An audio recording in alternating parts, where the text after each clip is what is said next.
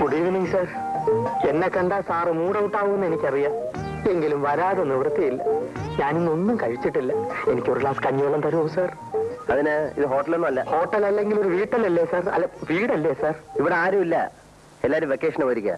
ഞാൻ ആഹാരം കഴിക്കുന്ന പോലെ ഹോട്ടലിൽ നിന്നാ. അയ്യോ സാർ, സാറ് ഹോട്ടലിൽ നിന്നാണ് ആഹാരം കഴിക്കുന്നത്? നല്ല വയറല്ലേ സാർ? എന്തിനാ അത് കേടാക്കി കളയുന്നത്? സാറിന് നല്ല ഒന്നാന്തരം ചാപ്പാട് ഞാൻ ഉണ്ടാക്കി തരാം. ഈ സുഗുണേന്ദ്രൻ ഉണ്ടാക്കി തരാം. വേണ്ട വേണ്ട, ഇവിടെ പാചകക്കാരൊക്കെ ഉണ്ട്. വെക്കേഷൻ പാർട്ടി തിരിച്ചു വരുമ്പോ അവരൊക്കെ വന്നോളൂ. അവര് വന്നോട്ടെ സാർ, അതുവരെ ഞാൻ പാചകം ചെയ്യാം. അതുകൊണ്ടുള്ള ഗുണങ്ങൾ പലതാണ്.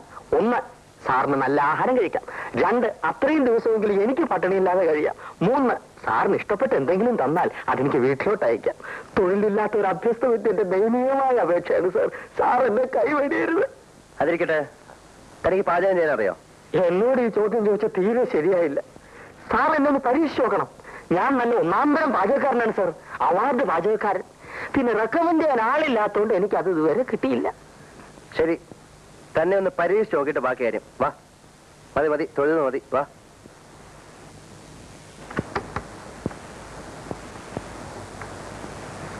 ആ, ഇതാണ് അടുക്കള. വേണ്ടതെല്ലാം ഇതിനകത്തുണ്ട്. വൈകിട്ടത്തെ ആഹാരം ശരിയാക്ക്. ചോറും കറിയും മതിയല്ലോ സാർ? മതി. ഊണ് മോശമാണെങ്കിൽ അപ്പ സ്ഥലം വിട്ടോണം. ഓക്കെ? Okay sir. സാർ ബാക്കി മുറികളെല്ലാം പൂട്ടിയിട്ട് വയ്ക്കുള്ളൂ. തിരിച്ചു വരുമ്പോഴേക്കും അത്താഴം റെഡി. ശരി. ഒരു ചമ്മന്തി അരയ്ക്കാൻ പോലും അറിയാൻ പാടില്ലാത്ത ഞാൻ എങ്ങനെ പാചകം ചെയ്യും? എന്റെ ഗുരുവായൂരപ്പാ, ഈ പരീക്ഷണത്തിൽ നീ എന്നെ കൈവടിയരുതേ.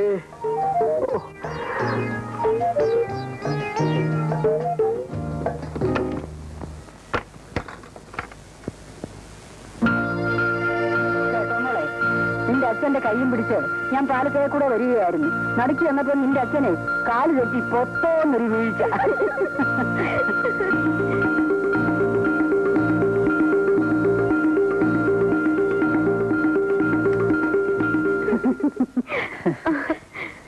എന്നെ രക്ഷിക്കണം, ഈശ്വരനോട് തന്നെ രക്ഷിക്കണം. നിങ്ങൾ ആരാ? ഞാൻ സുഗുണേന്ദ്രൻ. എന്തുണ്ടായി? ഒന്നും ഉണ്ടായില്ല, ഉണ്ടാകും. അതിനു മുമ്പ് എന്നെ രക്ഷിക്കണം. ഞാനൊരു BSc കാരനാണ്, തൊഴിലില്ല. 5 സഹോദരിമാരുണ്ട്. അമ്മയ്ക്ക് വാദം. അച്ഛൻ വേറെ പെണ്ണ് കെട്ടി മൂലമറ്റത്തേക്ക് പോയി. എന്നെ കൈവിടരുത്. നിങ്ങൾ എന്തൊക്കെയാണ് പറയുന്നത്? ഒത്തിരി കാര്യങ്ങൾ പറയാനുണ്ട്, എല്ലാം പ്രധാനപ്പെട്ടതാണ്. താനും ഏതാദ്യം പറയണമെന്ന് ഒരു നിശ്ചയമില്ല അമ്മജി. നിങ്ങൾ എവിടുന്നാ വരുന്നത്? ആ ബംഗ്ലാവിൽ നിന്ന്. അവിടുത്തെ അരിവെപ്പുകാരനായിട്ട് ഇപ്പൊ ഒരു നിയമനം കിട്ടി. ആ തൊഴിൽ മാത്രം എനിക്ക് അറിഞ്ഞുകൂടാ. എന്നെ അതൊന്ന് പഠിപ്പിച്ചു തരണം. പഠിപ്പിച്ചു തരാനോ? അത് കൊള്ളാം. ഇന്ന് രാത്രിയിലത്തെ ഊണ് കലക്കിയാൽ ഞാൻ രക്ഷപ്പെട്ടു. പിന്നെ തട്ടിയും മുട്ടിയൊക്കെ ഞാൻ നിന്നോളാം. ഈശ്വരനെ വിചാരിച്ച് എന്നെ കൈവിടരുത് അമ്മച്ചി. എന്ന് പറഞ്ഞാൽ കാലില്ലാത്ത എനിക്ക് എന്ത് ചെയ്യാൻ കഴിയും? അയ്യോ, കാലെവിടെ പോയി അമ്മച്ചി? ഒരു കാറപകടത്തിൽ മുറിഞ്ഞു പോയി മോനെ. ഈ കൊച്ചിനോ? എനിക്ക് കാലുണ്ട്. ഓ ദൈവാധീനം, ഒന്ന് സഹായിച്ച കുഞ്ഞെ, മോക്ഷം കിട്ടും. പിന്നെ വേറൊന്നും വേണ്ടേ? അമ്മേ, അമ്മയുടെ മകനാണെന്ന് കരുതിയാ മതി അമ്മേ. എന്റെ ശരീരത്തിൽ ചോരയില്ല അമ്മേ. ആശുപത്രിയിൽ ചെന്ന് ചോര വിറ്റാണമ്മേ ഓരോ സ്ഥലത്തും ഇന്റർവ്യൂവിന് പോകാനുള്ള പണം ഞാൻ ഉണ്ടായിക്കൊണ്ടിരുന്നത്.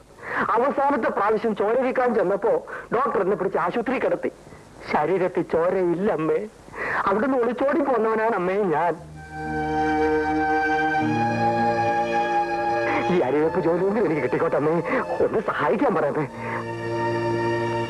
മോളെ, വിദ്യാഭ്യാസമുള്ള ഒരു പയ്യനല്ലേ, ഒന്ന് സഹായിച്ചു കൊടുത്തേര്.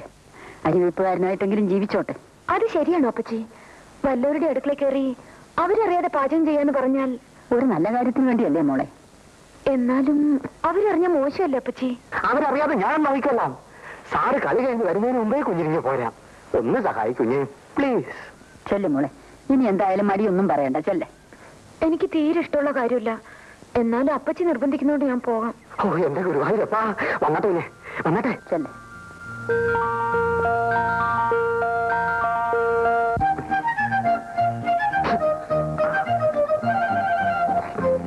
കുഞ്ഞെ, അവിയൽ നീ കായ എങ്ങനെ എരിയും?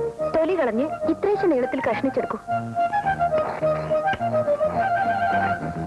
അരി എന്തോ നോക്കൂ.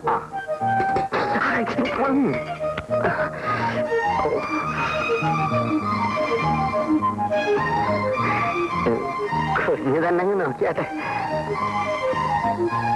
ഇച്ചിരൂടെ വേകണം. വേവട്ടെ വേവട്ടെ.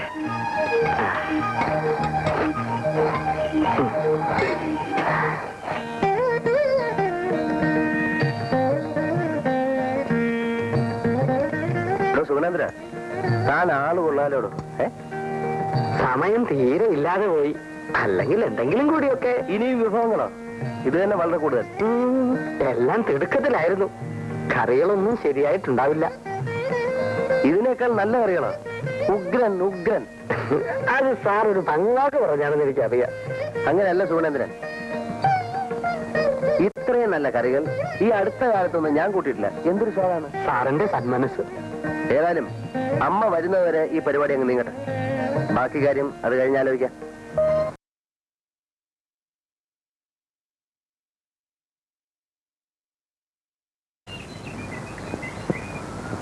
സുഗുണേന്ദ്ര,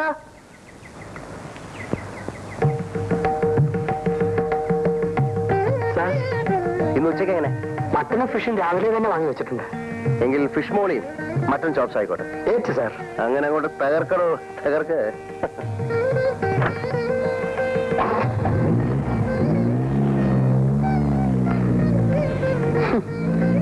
ഫിഷ് മോളി മട്ടൻ ചാപ്സും വേറെ ഒന്നും വേണ്ട. എന്റെ മീനാക്ഷി അമ്മേ രക്ഷിക്കണേ. ഒരു പ്രാവശ്യം കൂടെ ഒന്ന് സഹായിച്ചു കൊടു മോളെ. ആ നിൽപ്പ് കണ്ടില്ലയോ? അയ്യോ അപ്പച്ചി, എനിക്ക് ഓഫീസിൽ പോണ്ടേ. സാരമില്ല മോളെ, പോകുന്ന വഴിക്ക് ഒന്ന് കയറി ശരിപ്പെടുത്തി കൊടുത്തിട്ട് മോള് പൊയ്ക്കോ. ഫിഷ് മോളി മട്ടൻ ചാപ്സും ഇതിന്റെയൊക്കെ പേര് കേട്ടിട്ടുണ്ടെന്നുള്ളതല്ലാതെ ഞാൻ കണ്ടിട്ട് പോലും ഇല്ല കുഞ്ഞേ. എങ്കിൽ പിന്നെ ഇതൊക്കെ ഉണ്ടാക്കാൻ പോകുന്ന എന്തിനാ? ഞാൻ നിരപരാധിയാണ് കുഞ്ഞേ. ഇന്നലത്തെ ഊണിന്റെ സ്വാദാണ് ഈ ചതി ചെയ്തത്. കുഞ്ഞ് രക്ഷിച്ചില്ലേ ഞാൻ ചാപ്സ് ആയിപ്പോ. അമ്മച്ചി ചെല്ലു മോളെ. ശരി വാ.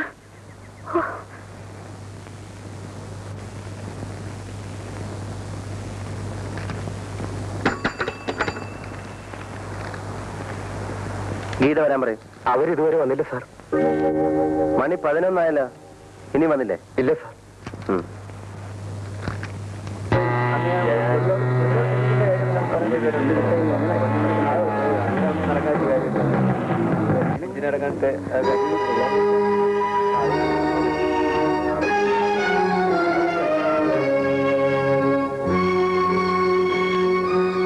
ഗീതേ, 1.5 മണിക്കൂർ ലേറ്റാണല്ലോ. ലേറ്റ് മാർക്ക് ചെയ്യണം. ഏതായാലും സാറിനോട് ചോദിച്ചിട്ട് ഒപ്പിട്ടാ മതി.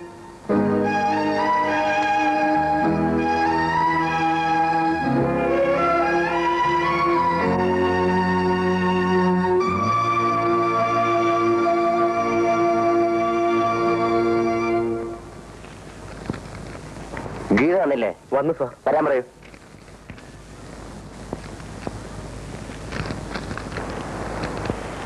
സാറ് വിളിക്കുന്നു.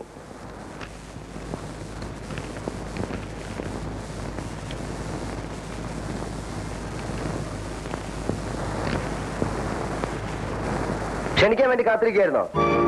എന്താ താമസേ? ചോദിച്ചിട്ടില്ലേ എന്താ താമസെന്ന്? വീട്ടിൽ നിന്ന് പോരാൻ കുറച്ച് വൈകി. വൈകിയെങ്കിൽ വീട്ടിൽ തന്നെ ഇരിക്കണം. ഇത് സർക്കാർ ഓഫീസാണ്. അണിഞ്ഞൊരുങ്ങി എപ്പോഴെങ്കിലും ഇങ്ങോട്ടാ പോരാ. കൃത്യസമയത്ത് ഉദ്യോഗം ഭരിക്കാൻ ഇറങ്ങിയിരിക്കുന്നു. ഇന്നിന് നിങ്ങൾ ജോലി ചെയ്യണ്ട. ലീവ് എഴുതി കൊടുത്തിട്ട് പോകും. ലേറ്റ് മാർക്ക് ചെയ്താൽ മതിയെന്ന് സൂപ്രണ്ട് പറഞ്ഞത്. അത് സൂപ്രണ്ടല്ല നിശ്ചയിക്കേണ്ടത്. പോണം. പോയി ലീവ് എഴുതി കൊടുത്തിട്ട് പോയിക്കോളൂ. കരച്ചിലൊക്കെ വീട്ടിൽ ചെന്നിട്ട് മതി. ഇവിടെ വന്ന് കാണാൻ ആരുമില്ല. പോണം.